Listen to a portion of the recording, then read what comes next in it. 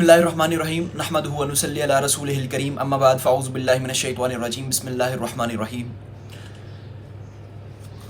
आज मेरे हाथ में ये किताब है दीनियात मौलाना मदूदी रहमतुल्लाह अलैह की।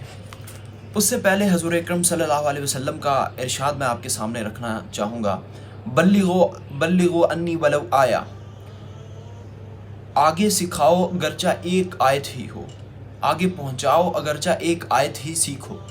क्योंकि स्पेशलाइजेशन का दौर है और हर जगह पे यही चर्चा है कि एक्सपर्ट की राय मानी जाएगी और जो एक्सपर्ट कहता है उसी की बात को ऑथेंटिक माना जाता है, तस्लीम किया जाता है और लोग उसको ही जो है वो एक्नॉलेज करते हैं। बिल्कुल इसी तरह पैगंबर और नबूवत और अंबिया इस बात पे अथॉरिटी होते हैं कि इस कायनात का खालिक मालिक बनाने वाला कौन है। लेकिन देखिए, सब लोग हर चीज़ में महारत तो हासिल नहीं कर सकते।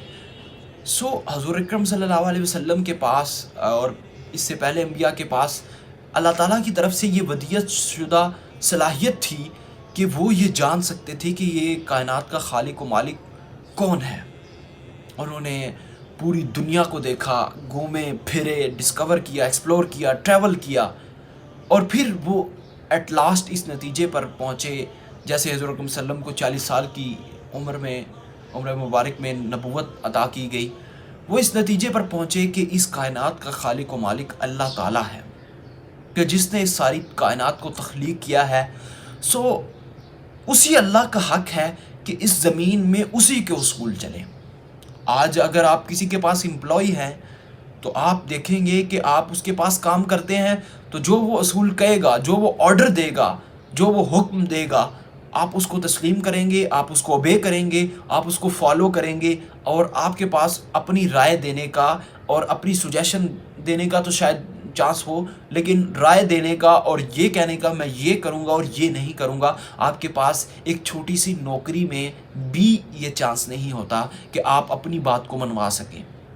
ये कायनात है, ये कोई अखाड़ा नहीं है, ये कोई ज़ू नहीं है, ये कोई म्यूज़ियम नहीं है, ये कोई जंगल का एक बसेरा नहीं है कि जिसमें बग़ैर उसूल और कवानीन के इंसान जिधर मर्ज़ी दंदनाते फिरें और उसूलों को जैसे मर्ज़ी तोड़ते फिरें।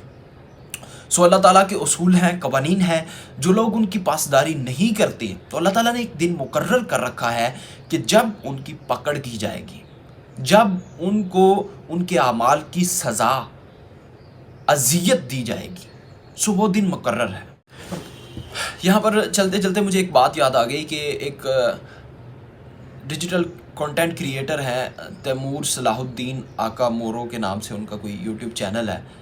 उस पे उन्होंने एवोल्यूशन पे, इंसान के इर्तिका और इंसान की तख्लीक पे उन्होंने एक वीडियो बनाई हुई थी जिसमें वो कह रहे थे कि जी इंसान को जो डार्विन की थ्योरी थी कि इंसान को तख्लीक होने में इंसान शुरू में बंदर था और फिर वो आगे से तख्लीक होते होते यूँ बना।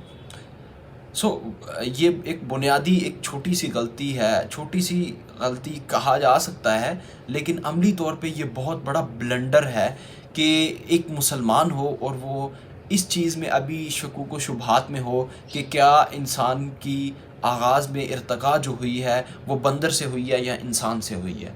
हालांकि कुरान मजीद में 3700 बार 3600 बार बयान किया गया है और बार बार ये चीज़ें रिपीट होती हैं कि आदम अलैहिस्सलाम की हम औलाद हैं और उन्हीं से हमारी जो है वो पहले अंबिया में से पहले नबी भी थे, पैगंबर भी थे, रसूल भी थे और उन्हीं से आगे इंसानियत का सिलसिला चला।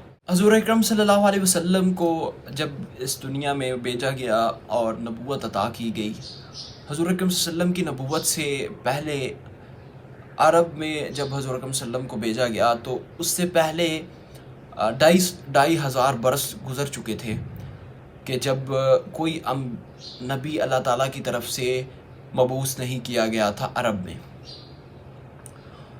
इन लोगों की हालत जो थी वो बहुत बदतर हो चुकी थी।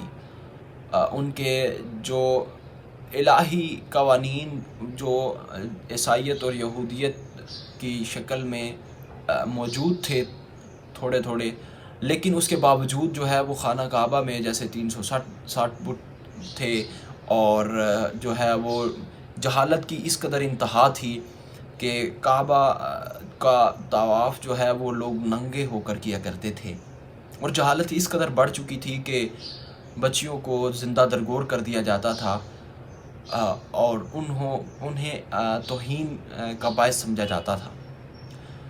اس تاریکی کے اس دور میں جب حضور اکرم صلی اللہ علیہ وسلم کو بھیجا گیا تو یقیناً معاشرے کی شرازہ جس قدر بکھر چکا تھا اور بدتر ہو چکا تھا، اس کو بہتر کرنے کے لیے ایک بہت محنت درکار تھی اور ایک انقلاب درکار تھا، جو انقلاب حضور اکرم صلی اللہ علیہ وسلم نے برپا کیا اور چند ہی سالوں میں جو ہے وہ بازی پلٹ دی اور سوسائٹی اور معاشرے کی ایک نئی تخلیق اور ایک نئی سمت دے دی۔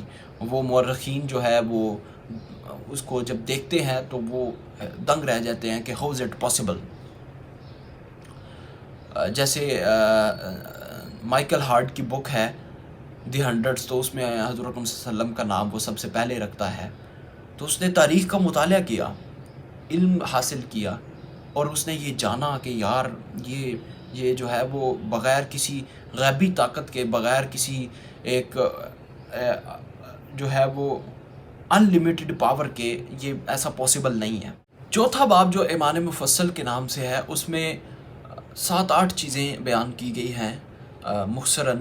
اس میں خدا پر ایمان ہے، لا الہ الا اللہ کی حقیقت ہے، اس کے معانی ہیں، اور انسان کی زندگی پر عقیدہ توحید کے اثرات ہیں، خدا کے فرشتوں پر ایمان ہے، کتابوں پر ایمان ہے، آخرت پر ایمان ہے، اور صداقت اور کلمہ طیبہ کی ایک مختصر تشریح کی گئی ہے۔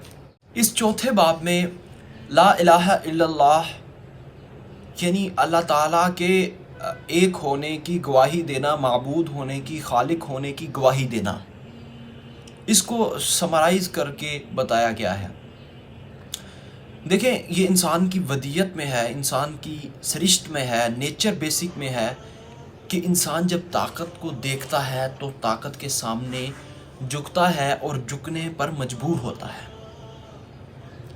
اب انسان کی تاریخ گواہ ہے، جیسے میرے پاس ابھی یہ بک ہے Think and Grow Rich by Napoleon Hill, تو اس میں وہ بیان کرتا ہے کہ انسان نے اپنی تاریخ میں 2500 خداؤں کو مانا ہے، ان کے آگے جھکا ہے، ان کو سب کچھ سمجھ لیا ہے کہ جو وہ کہیں گے وہی وہ مانے گا۔ اب ایسا کیوں ہے کہ انسان چوہے کو پرستش کرتا ہے، بلی کو، کتے کو، کس چیز کو انسان نے نہیں پوجا؟ انسانوں نے خود ہی بت بنایا اور اس کو خود ہی پوج رہے ہیں۔ یہ اپنے ہمسائے ملک میں آپ نے دیکھا ہوگا، اور وہ اتنے بت ہیں، 500 کا بت ہے، 1000 کا بت ہے، 2 لاکھ کا بت ہے، 20 لاکھ کا بت ہے، یہ بت ہیں، ان کو پوج رہے ہیں، وہاں پہ جاتے ہیں، ان کے آگے جھک رہے ہیں۔ اور بھائی جس کو خود تم نے بنایا ہے، تم اس کے آگے کیوں جھک رہے ہو؟ وہ تمہارے آگے جھکے تو پھر بھی کوئی سمجھ آتی ہے۔ جس کے خالق تم ہو، جس بت کو تم نے بنایا ہے، سونے سے، چاندی سے، جواہرات سے، مٹی سے، پلاسٹر آف پیرس سے، اس سے، جس کو خود تم نے بنایا ہے، جس کے خالق تم ہو، تم اس کے ہی آگے جھک رہے ہو۔ لعنت ہے یار، تم اس چھوٹی گھٹیا چیز کے آگے جھک رہے ہو کہ جس کے خالق ہی تم ہو۔ ہاؤ از اٹ پاسبل کہ آپ خود طاقت ہو، آپ کی طاقت زیادہ ہے کہ آپ نے اس کو تخلیق کیا ہے اور آپ اسی کے آگے جھک رہے ہو؟ لعنت ہے یار ایسی انسان ہونے پہ کہ آپ کو اپنے اشرف المخلوقات ہونے کا علم نہیں ہے، آپ کو یہ علم نہیں ہے کہ آپ اللہ تعالیٰ کے خلیفہ اور نائب ہیں۔ آپ کو اللہ تعالیٰ نے جو فضیلت دی ہے، جب انسان کو اس فضیلت کو تسلیم نہیں کرتا، اپنے ایگزیکٹ اور کریکٹ سٹیٹس کو ڈٹرمن نہیں کرتا، ایگزامن نہیں کرتا، اور اس کو تسلیم کر کے اس کے اوپر علمی اور شعوری یقین حاصل نہیں کرتا، تو پھر وہ ایسے ہی ہے، وہ گٹروں کو پوجے گا، وہ گندگیوں کو پوجے گا، وہ گندے نالوں کو پوجے گا، کتوں کو، بلیوں کو، خنزیروں کو پوجے گا، شرابوں کو، اور خنزیر انسانوں کو بھی پوجے گا۔ اب خنزیر انسانوں سے کیا مراد ہے؟ جو ظالم ہیں، جو انسان کے اوپر ظلم کرتے ہیں، اور جو کہتے ہیں کہ ہم خود خدا ہیں، ہم خود رب ہیں، ہم خود اصول ڈیفائن کریں گے اپنے لیے۔ جیسے آپ نے سنا ہوگا کہ عمران خان صاحب اکثر کہتے ہیں پولیٹیکل ڈیفرنس ہو سکتا ہے کسی بھی بات پہ، لیکن علمی طور پہ تو ہم سب ایک ہیں. تو وہ کہتے ہیں کہ جب انسان گرتا ہے تو وہ جانوروں سے بھی نیچے گر جاتا ہے. اس کی وجہ کیا ہے؟ اس کی وجہ یہ ہے کہ جب وہ اپنے مقام کو پہچانتا نہیں ہے تو پھر وہ اپنے ہی بنائے ہوئے بت کے آگے جھک رہا ہے. تو اور کیا گرے وہ کہ جس کو اس نے تخلیق کیا ہے، جس کا وہ خالق ہے. الٹیمیٹ تو خالق اللہ ہے، لیکن پریکٹیکلی بنانے والا وہ ہے، وہ اسی کے آگے جھک رہا ہے.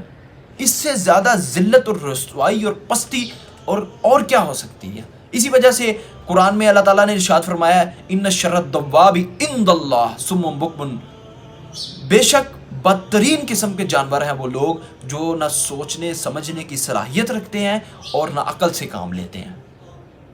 اب وہ کہیں گے کہ جی ہم نے تو ہمارا بینک بیلنس دیکھو ذرا، ہمارے اکاؤنٹس میں دیکھو کتنے ملین ٹریلین ڈالرز پڑے ہوئے ہیں، ہم تو ملینئر ہیں، ہم تو بلینئر ہیں، ہم تو ٹریلینئر بننے جا رہے ہیں، ہم تو ٹاپ ریچسٹ 10 مین میں آ رہے ہیں، اور تم ہمیں یہ کہہ رہے ہو کہ آپ کو عقل نہیں ہے، آپ سنتے جانتے سمجھتے شعور عقل نہیں رکھتے، فہم نہیں رکھتے، ادراک نہیں رکھتے. یہ کیسی باتیں کر رہے ہو تم؟ کہاں سے یہ باتیں نکال رہے ہو تم؟ ان سے یہ میں کہوں گا کہ آپ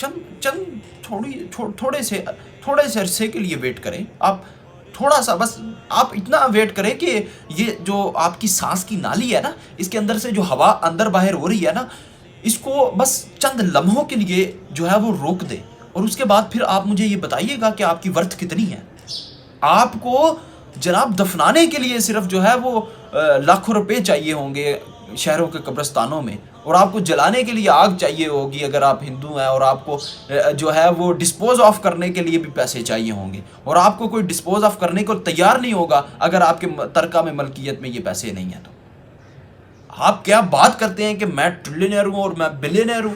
آپ انسان کی اوقات 2 کوڑی کی رہ جاتی ہے جب یہ سانس اندر باہر ہونا بند ہو جاتا ہے اور جب یہ دل کی دھڑکن بند ہو جاتی ہے.